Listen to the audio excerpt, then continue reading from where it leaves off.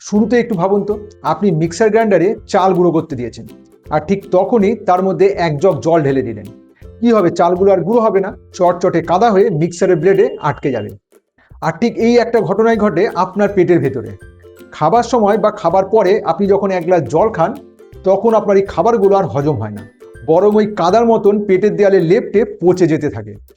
আর স্বাভাবিকভাবেই সেখান থেকে জন্ম নেয় গ্যাস, অ্যাসিডিটি আর বদহজম। আর আজ আমি আপনাকে সায়েন্স দিয়ে, চোখে আঙ্গুল দিয়ে দেখিয়ে দিব কিভাবে এই ভুল সময়ে জল খাওয়ার অভ্যাস আপনার পেটের পিএইচ লেভেল মানে অ্যাসিডের ভারসাম্যকে নষ্ট করে সারা জীবনের জন্য গ্যাস এবং অ্যাসিডিটির রোগী বানিয়ে দিচ্ছে। তবে ভিডিওটা এখানেই ছেড়ে যাবেন না বা স্কিপ করবেন না। ভিডিও শেষে আমি এমন একটা সিক্রেট হ্যাক শেয়ার করব যেটা না জানলে পুরো নিয়মটাই বেকার হয়ে যাবে। তাই নিজের ভালোর জন্য আমার সাথে আর কয়েক মিনিট থাকুন। এবার বলি ব্যাপারটা আসলে কি ঘটে। আসুন এর পিছনে কেমিস্ট্রি মানে রসায়নটাকে সহজ করে বুঝি। প্রথম হলো অ্যাসিড বাত। সবার আগে জানতে হবে যে আমাদের পেটে থাকে হাইড্রোক্লোরিক অ্যাসিড মানে HCl।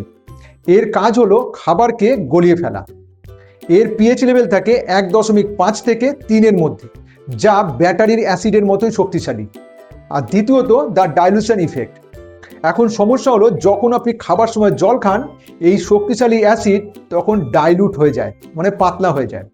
এর ফলে পেপসিন মানে প্রোটিনকে হজম করা এনজাইম আর কাজ করতে পারে না, ফলে খাবার হজম না হয়ে পেটের মধ্যে জ্যাম হয়ে থাকে।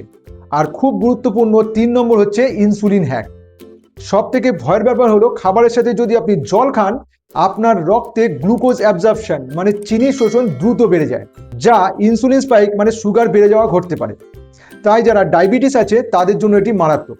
আর এখানেই শেষ নয়, বিপদ আরও আছে। আমরা অনেকেই খাবার সাথে ফ্রিজের ঠান্ডা জল বা কোল্ড ড্রিঙ্কস খেতে পছন্দ করি। সায়েন্স বলছে এটি অ্যাসিডকে পাতলা করার চেয়েও ভয়ঙ্কর ক্ষতি করে।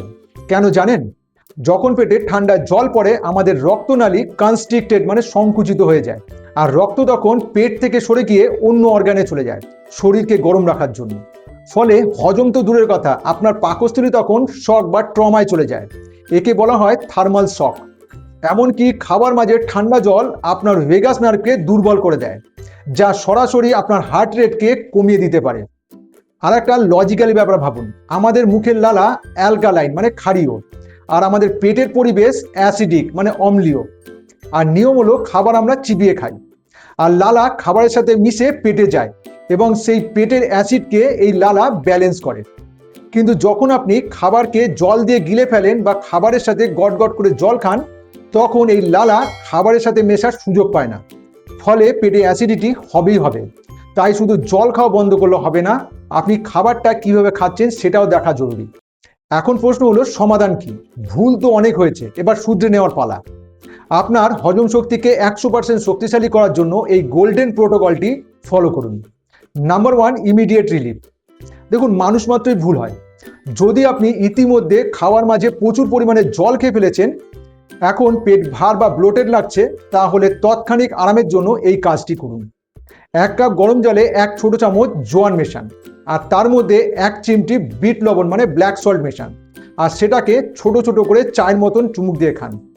কারণ জোয়ান এবং গরম জল আপনার পেটের এনজাইমেটিক অ্যাক্টিভিটি মানে হজমের গতিকে বুস্ট করতে সাহায্য করে এবং গ্যাসকে রিলিজ করে দেয়। আর পার্মানেন্ট সলিউশনের জন্য খেতে বসার 30 মিনিট আগে 1 গ্লাস জল খেয়ে নিন। এটি আপনার স্টমাক লাইনিংকে প্রোটেক্ট করবে। আর খাওয়ার সময় গ্লাসকে দূরে রাখুন। খুব প্রয়োজন হলে 1 থেকে 2 চুমুক ওয়ার্ম ওয়াটার মানে উষ্ণ গরম জল খেতে পারেন, তবে ঠান্ডা জল একবারেই নয়। আর সবশেষে খাবার শেষ করার পর ঘড়ি ধরে 45 মিনিট ওয়েট করুন, তারপর যত খুশি জল খান, কারণ ততক্ষণে পেটের কঠিন কাজ শেষ হয়ে যাবে। আর শেষ করার আগে একটাই কথা বলবো, খাবার হজম করার দায়িত্ব আপনার পেটের, কিন্তু তাকে সেই সুযোগটা দেওয়ার দায়িত্ব আপনার। জল কিন্তু অবশ্যই খাবেন, কিন্তু পেটের আগুন নিভিয়ে নয়।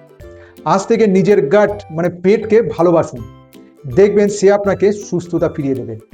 আপনি কি এই চ্যালেঞ্জটা নিতে প্রস্তুত? তাহলে কমেন্টে আই অ্যাকসেপ্ট লিখে জানান। আর মনে রাখবেন, হ্যাপি গাট হ্যাপি লাইফ।